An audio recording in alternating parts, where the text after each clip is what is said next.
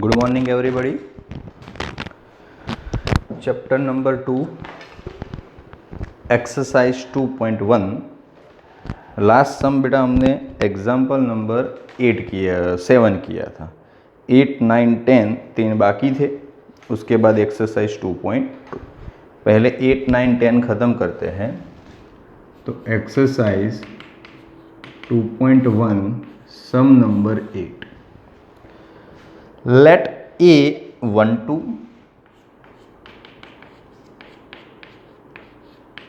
B 3 4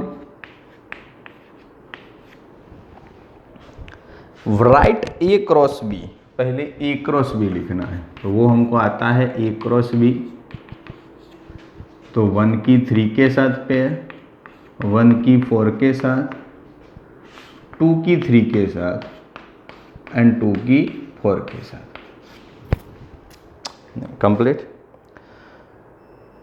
how many subset will A cross B.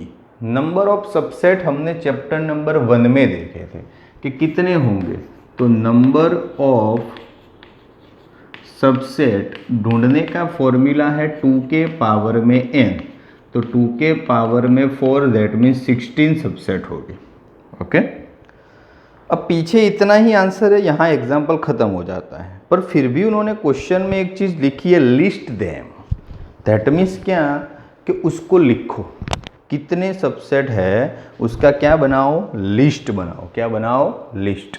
Okay, तो that means हमको क्या करना पड़ेगा, लिस्ट बनाना पड़ेगा। बना देते हैं, मांगा है तो पीछे नहीं दिया हुआ है आंसर में। ओके, या तो क्वेश्चन लिखने में गलती हो या तो जानबूझ के आंसर दिया ना हो। तो चैप्टर नंबर 1 में हमारे पास 2 कंपोनेंट थे, तो 2 की 2 पावर 4 सबसेट देखे हमने। 3 कंपोनेंट थे तो 2 की 3 पावर 8 सबसेट भी देखे। 4 कंपोनेंट है तो 2 की 4 पावर 16। किस तरह से, तो सबसेट दैट मीन्स किसी का सबसेट तो पहला तो 5 आता है, दूसरा सेट खुद दैट मीन्स 1 3 वाला 1 4 पूरी की पूरी पेयर, 2 3 और 2 4 5 और सेट खुद। ओके, ये कंपोनेंट है 1 2 3 4 कंपोनेंट पेयर के साथ ही। अभी सभी सिंगल सिंगल लिखो। चलो सिंगल सिंगल तो 1 3 वाला, 1 4 वाला, 2 3 वाला एंड 2 4 वाला। देन आफ्टर 2 2 की पेयर लिखो। थोड़ा सीक्वेंस में ध्यान रख के, पहले ये दो 1 3 1 4, चलो ख़त्म। फिर 1 3 की पेयर सबके साथ कर दो। 1 3 की 2 3 के साथ, 1 3 की 2 3 के साथ, फिर 1 3 की 2 4 के साथ,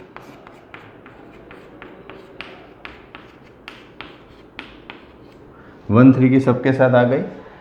रिपीट नहीं करने की, एक ही बन। अब 1 4 की बारी। 1 4 की 1 3 के साथ नहीं कर सकते, वो ऑलरेडी आ गई है। आगे ही बढ़ने का 1 4 की 2 3 के साथ, 1 4 की 2 3 के साथ, 1 4 की 2 4 के साथ, 1 4 की 2 4 के साथ।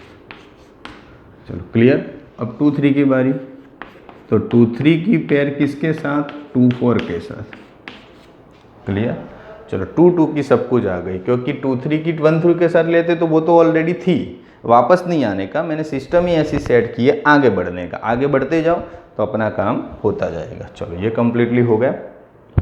अब 3 3 की पेयर। 3 में पहले 1 2 3 पहले के 3 लेते हैं। तो क्या क्या, 1 3 1 4 2 3। पहले 2 रखो, लास्ट वाला ले लो। 1 3 1 4 2 4। चलो दूसरा ये आया, पहला दूसरा तीसरा, पहला दूसरा और चौथा। ओके, चलो 1 3 वाले के साथ ले लिए। फिर 2 3 4 वाला ले लो। तो 1 4 2 3 एंड 2 4। ओके, और एक बचा, पहला दूसरा और चौथा आ गया, पहला दूसरा तीसरा भी आ गया। ओके, 2 3 4 वाला भी आ गया।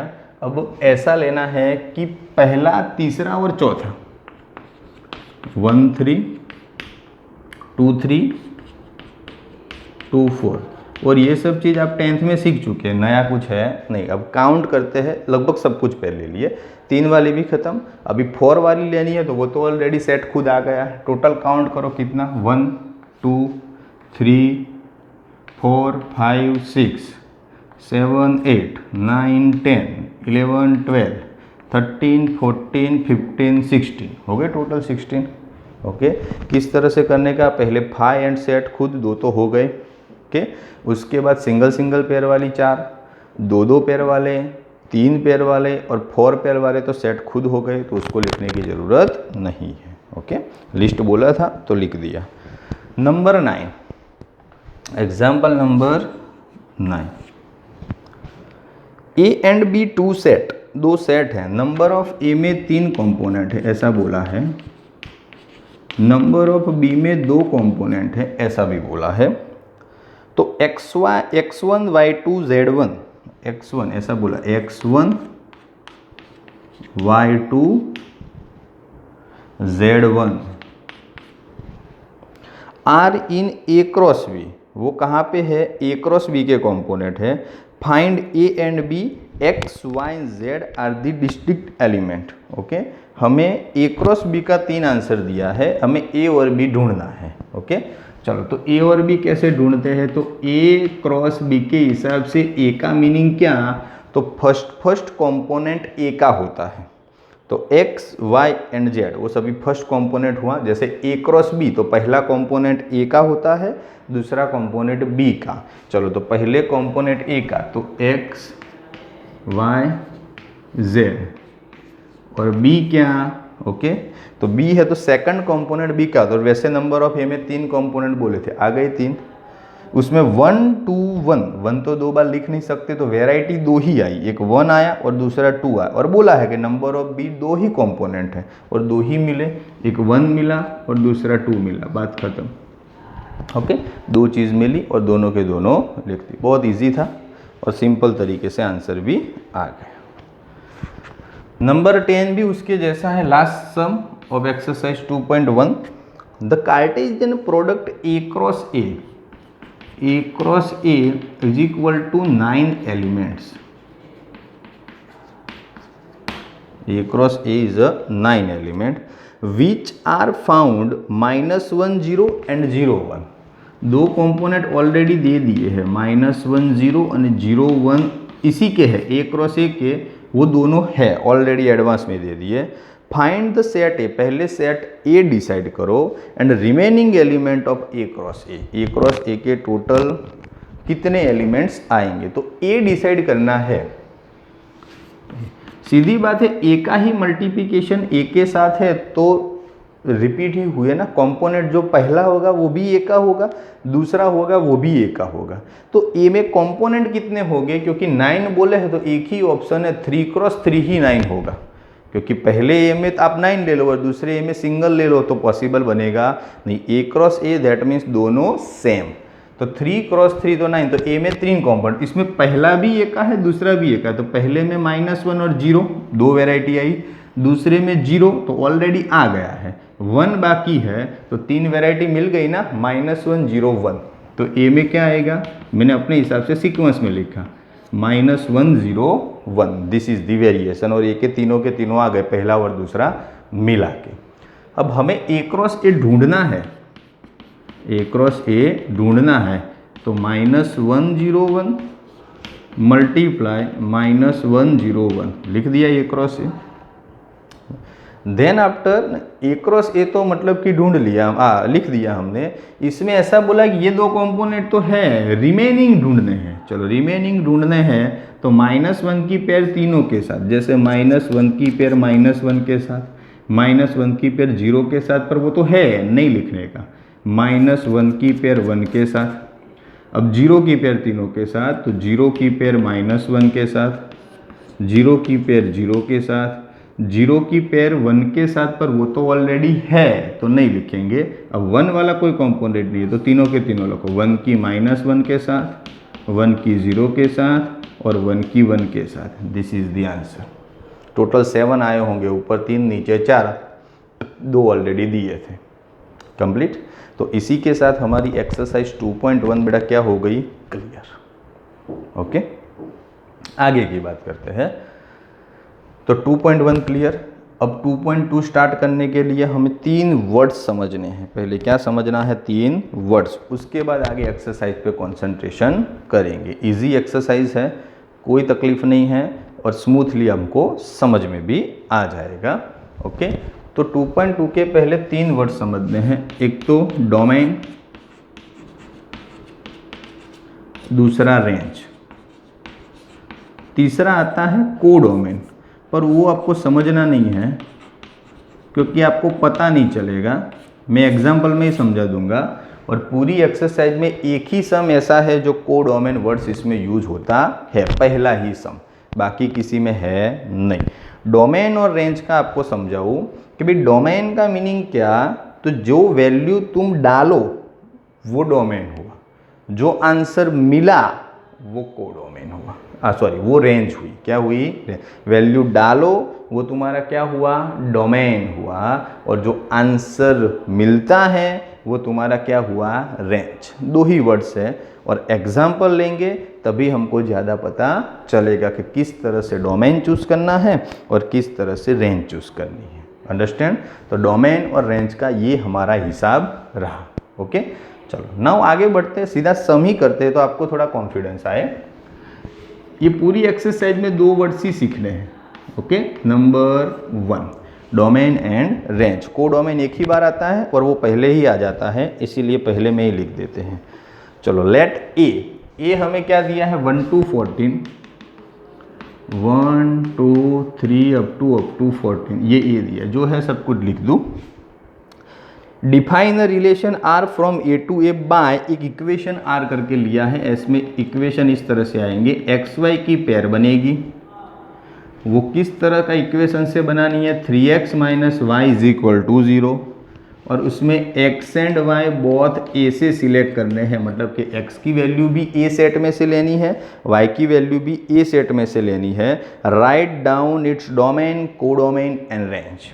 Okay, domain, codomain and range कैसे डिसाइड होती है मैं आपको बोलता हूँ।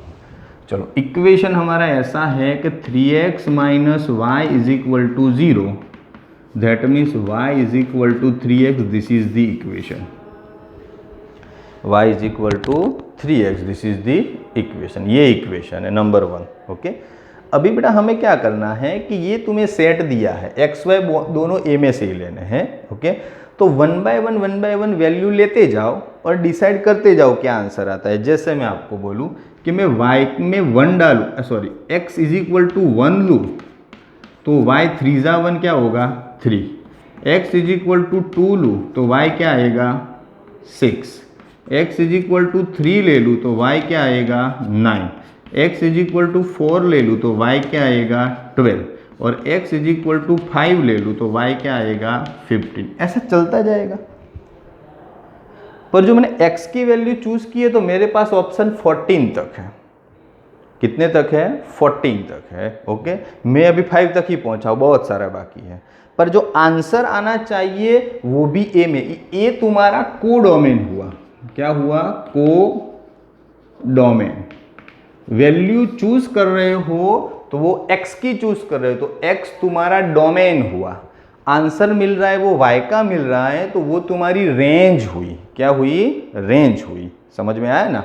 ओके, तो डोमेन, रेंज और कोडोमेन। कोडोमेन का मीनिंग एक, तुम्हारे पास बॉर्डर बंदी हुई है, x की वैल्यू भी तुम 14 से बाहर नहीं ले सकते और y की वैल्यू भी 14 से बाहर नहीं आ सकती। तो x में तो बहुत ऑप्शन बाकी है, पर x जब 5 रखा तो y कहाँ पहुंच गया 15 पे, नॉट अलाउड, मैक्सिमम 14 है तो ये वैल्यू हम ले नहीं सकते। x चलेगा पर y ले नहीं सकते। y नहीं ले सकते उसका मीनिंग के वहीं पे अटकना पड़ेगा। क्या करना पड़ेगा, अटकना पड़ेगा। तो कोडोमेन आपको बांध के रखता है कि आप इस बॉर्डर से बाहर नहीं जा सकते। और एक ही एग्जांपल में कोडोमेन की बात है, अभी बात नहीं आएगी, अभी आपके लिए पूरा इनफाइनाइट तक खुला होगा या तो कुछ लिमिटेशन बंदी होगी। ओके, तो कोडोमेन का रोल इतना ही है कि रेंज मेरे से बाहर ना जानी चाहिए। डोमेन का मीनिंग इतना कि आप क्या ले रहे हो वैल्यू, और रेंज दैट मीन्स क्या आंसर आ रहा है, तो आंसर क्या बना, एक्स वाई की पेयर में बनेगा। जब 1 लेता हूँ तो आंसर 3 आता है, 2 लेता हूँ तो 6 आता है, 3 लेता हूँ तो 9 आता है, 4 लेता हूँ तो 12 आता है। बात खत्म, ये तुम्हारा आंसर सेट के फॉर्म में। ओके, तो ये आंसर आया। तो इससे डिसाइड हुआ कि व्हाट इज डोमेन। उन लोगों ने पूछा है कि डोमेन क्या, तो सभी के first component 1 2 3 4। Okay, what is range, तो सभी के सेकंड कंपोनेंट 3 6 9 12, ये तुम्हारी रेंज। और व्हाट इज कोडोमेन, तो वो तो क्वेश्चन में पहले से ही दिया था 1 2 अप टू 14। बोलो समझ में आ गया। तो domain that means first component सभी का जो हमने चूज़ किया है। रेंज दैट, तो कभी आपको इस तरह से सेट के फॉर्म में आंसर दे तो भी फर्स्ट कंपोनेंट डोमेन डिसाइड करते हैं, सेकंड कंपोनेंट रेंज डिसाइड करते हैं। और कोडोमेन, तो जो हमारे पास लिमिटेशन बंधी हुई है दैट्स कॉल कोडोमेन। बहुत ईजी है डोमेन, कोडोमेन एंड रेंज समझना। बोलो बेटा समझ में आएगा अच्छे से, बिल्कुल कन्फ्यूजन नहीं है, सिंपल तरीके से दिया हुआ है और सिंपल तरीके से आंसर भी उसका आता है। ओके, बस यही टॉपिक और यही मेथड के ऊपर से हमें पूरी एक्सरसाइज करनी है। समझ में आया कि नहीं। चलो जैसे नंबर 2 वाला सम देखें। ओके, तो क्या बोला है नंबर 2 में, छोटा सा है, अभी पूरा क्वेश्चन नहीं लिखता, जितना ज़रूरत है उतना लिखता हूँ। Define the relation R on set N, तो सेट एन तुम्हारा कोडोमेन हुआ कि भाई एन के बाहर नहीं जाना है। तो एन में क्या आते हैं, N is a natural number. Natural number तो ओनली पॉजिटिव वैल्यू, नेगेटिव भी नहीं आएगी, माइनस भी नहीं आएगी। आर का रिलेशन एक्स वाई के फॉर्म में y is equal to X plus 5, ये इक्वेशन है, y is equal to X plus 5। और बोला है x is a natural number लेना है, लेस देन 4 दैट मीन्स 4 लेना नहीं है। तो लिमिटेशन बोल दी कि आपके पास 3 ही ऑप्शन है, एक तो नेचुरल नंबर और लेस देन 4, तो 1 2 3 3 ही ले सकते हो। तो उसका रिलेशन ढूंढो। ओके, और उसके बाद उसका डोमेन एंड रेंज लिखो। चलो, तो x इज इक्वल टू जब 1 लूँ तो y is equal to 6, x is equal to 2 ले लूँ तो y इज इक्वल टू 7, और x इज इक्वल टू 3 ले लूँ तो y is equal to 8। 1 2 3 6 7 8 answer मिले। ओके, क्योंकि मेरे पास 3 ही ऑप्शन थे, 4 ले नहीं सकता। ओके, और आगे मतलब कि मना किया है 4 से आगे। तो इससे पहले सेट फॉर्म में लिखना है तो ऐसा, 1 की पेयर 6 के साथ, 2 की पेयर 7 के साथ, 3 की पेयर 8 के साथ। तो ये तुम्हारा रोस्टर फॉर्म में हो गया। किस फॉर्म में हो गया, रोस्टर फॉर्म में। अभी डोमेन पूछा है, तो डोमेन क्या, तो सभी का फर्स्ट कंपोनेंट 1 2 3, और साथ ही साथ रेंज क्या, तो सभी का second component 6 7 8, this is range. बहुत ईजी सम है बेटा, वैल्यू डालो और वैल्यू पर से डिसाइड करो कि डोमेन कौन सा है और रेंज कौन सी है। बोलो समझ में आएगा सभी को। ओके, आज 2.2 के 2 सम तक आगे बढ़े हैं, कल नेक्स्ट लेक्चर में और भी आगे बढ़ेंगे, पर आज यहाँ तक रखते हैं। एक साथ पूरा मतलब कि नहीं देखना है, धीरे धीरे पैटर्न यही रहेगी। 2.3 भी बहुत इजी है, वो देखेंगे जब उसका टर्न आएगा तब। आज के लिए इतना, थैंक यू।